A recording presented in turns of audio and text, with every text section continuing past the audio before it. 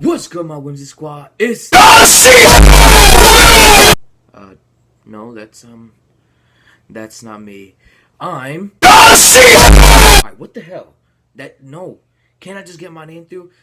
I am Alright, you know what? Screw it. Y'all know who I am. I'm gonna be here with my little buddy. So, I can't even introduce my little buddy without this nigga's name popping up. Well, damn. That's all I gotta say. So, I will be coming to you guys with a new Pokemon Top 5 there, mates. Yes, I know, you've been so excited. Now, because this is my second official Top 5, or after the Top 10 Pokemon, I wanted to set down a few rules before I start. So, no Pokemon that were shown on my Pokemon Top 10 will ever show up in any future lists until, I make another Pokemon Top 10 list, because that'll have to happen down the line. Then, no Pokemon that has ever shown up as number 1 on any of my lists can come up again. That way it's fair and you don't see a Pokemon repeat again. There, for example, Whimsicott, right? That is my favorite. My bad. Bug flew on my window. Whimsicott. It's my favorite Pokemon. It's a grass fairy type. Therefore, when I do my grass list and my fairy list, it doesn't show up. So, it's just like that. Or, for example, last week, spoiler alert. Spoiler alert. There you go. It went. My little, well, Squirtle has nothing to do with this. He just is my buddy. He wants to be here, and I love him. But spoiler alert. Yanmega was my number 1 pick for last week's thing. So he would not show up at all on my flying type list, even if he just showed up as number 5. And it's gonna be like that throughout the entire way. So you guys don't have to worry about repetition or have things being spoiled, like, oh well, that wasn't surprising at all. Blah. But numbers 5 through 2 can show up on future lists, because eventually it'll get hard. It's not like I can have that many favorite Pokemon. You guys realize that there's 18 types, right? You realize that if I had to have a different individual one for everything, plus my top 10, I would have to have 90. I would actually have to have 100 typings. I would have to have 100 Pokemon for these videos. Then I would have to do my top 10 legendaries, which, oh, by the way, legendaries are not included in these lists.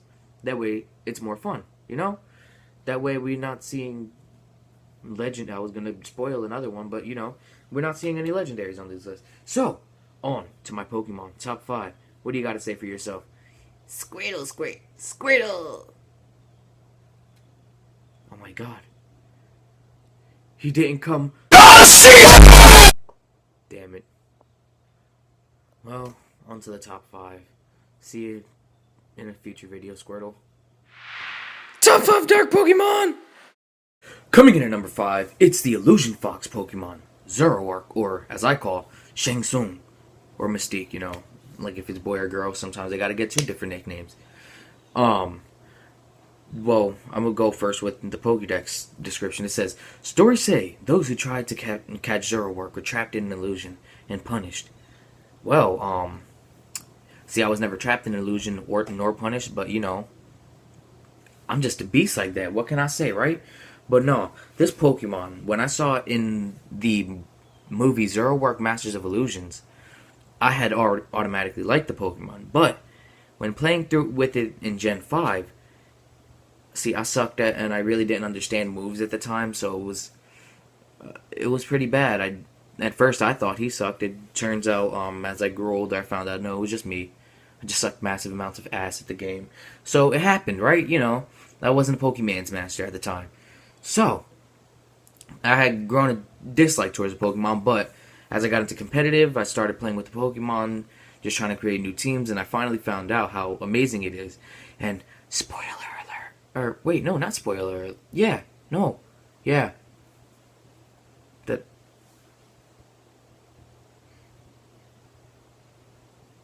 Yeah. Spoiler alert. My bad. I I completely blanked there. Next week's Wi-Fi set will be on Zero work. So there you go. On to number 4. Coming in at number 4, it's the Forbidden Pokemon. Now, before I even say this Pokemon's name, you can't tell me how powerful that and just what they call them, the Forbidden Pokemon. It's like Giratina and the Renegade Pokemon. It's just amazing. And when I say Renegade, I ain't talking about JZM, you know, that track though. But the Ghost Dark type Pokemon, that is Spiritomb, or as I call Hibakudai. It's what he's based off in Japan. In Japan, I thought it sounded cool when I was coming up with a nickname from him when I started messing with him in competitive. But that's a whole another story right there. Another story. I might start doing story times for random every now and then. But its Pokédex description: it was formed uniting 108 spirits. It has been bound to the odd keystone to keep it from doing any mischief. Ooh, so cool. It was formed by united 108 spirits. 108, my nigga. 108. 108. Can you imagine having 108 niggas in you?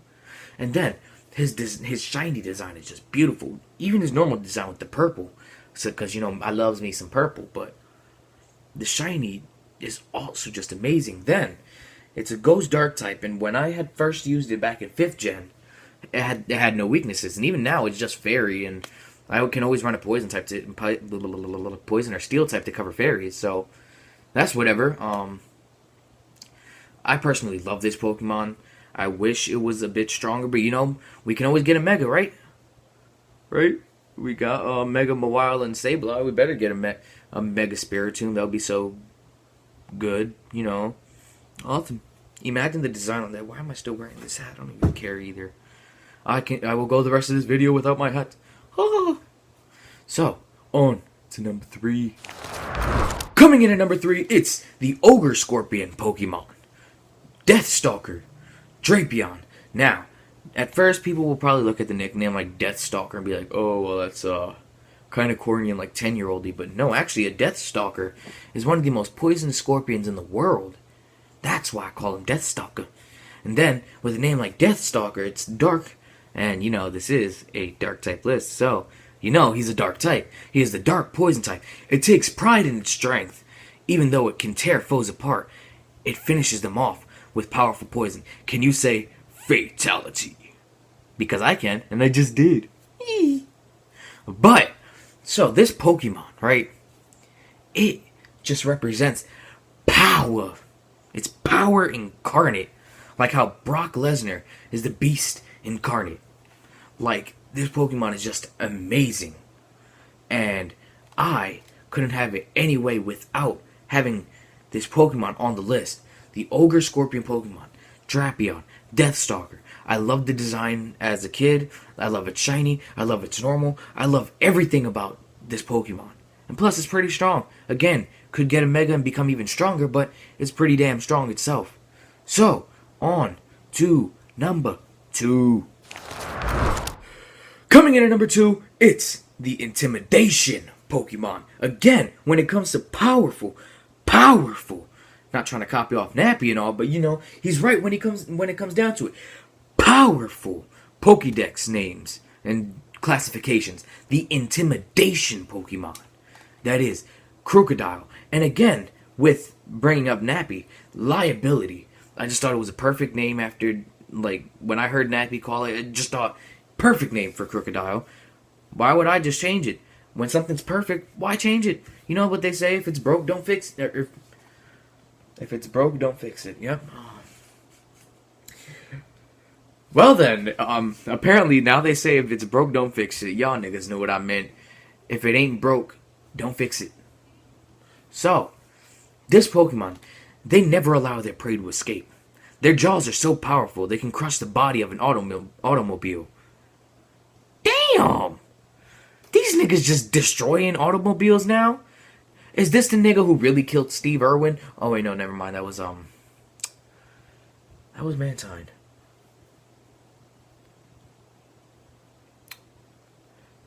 R.I.P. Steve Irwin. But nah, Steve Irwin, lucky he ain't run into Crocodile.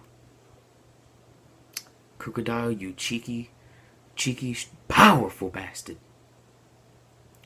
The design on it is amazing. I hate it shiny with a passion. But this design is just beautiful. It's menacing. It's intimidating. Eee! It's intimidating, baby. Yeah! Okay. On for my retardedness and on to numero uno. Coming in at number 1, it is the Bite Pokemon. Bonsai, the Mighty Hyena. Now, a lot of people might be scratching their heads. Like, Mighty Hyena? What's so cool about Mighty Hyena? Well, I play in lower tiers in Smogon, and I play VGC. Personally, Mighty Hyena has put in work for me with that Sucker Punch, that Crunch, that Fire Fang, that Play Roof, that I'm blanking. I think he gets Ice Fang, Thunder Fang. He gets moves that I use a lot. I used to use Bonsai a lot. It eventually got into a point where I started making so many different Pokemon, trying all this different stuff, that I haven't used them as much as I would want to. But I did use Bonsai a lot, and he grew on me a lot. And that gold, beautiful shiny, it just tells me like, oh my gosh. It's so majestic, I tell you. It's so beautiful. But no, it's just amazing. And then it says, Mighty Hyena gives obvious signals when it's preparing to attack. Damn. It starts to growl deeply and flattens its body. This Pokemon will bite savagely with its sharp, pointed fangs. This nigga's like tearing through ya. Like, I would be honored to be savagely destroyed. This nigga literally has savage in his description. He is savage. He is. Why is that still happening? Oh my gosh. You know what? I'm not going to allow him to continue.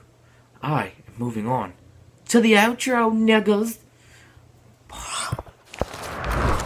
Oi, mate. It's Squirtle here. I just have to say, thank you for watching the video. Yeah, mate. And if you're wondering why I'm British, don't fucking ask me, you fools. You damn twats. You bellends. Either way, make sure you like the video. Comment, subscribe, join the Whimsy Squad, mates. And if otherwise, I will evolve, and I will kill ya. And I will call upon my boy.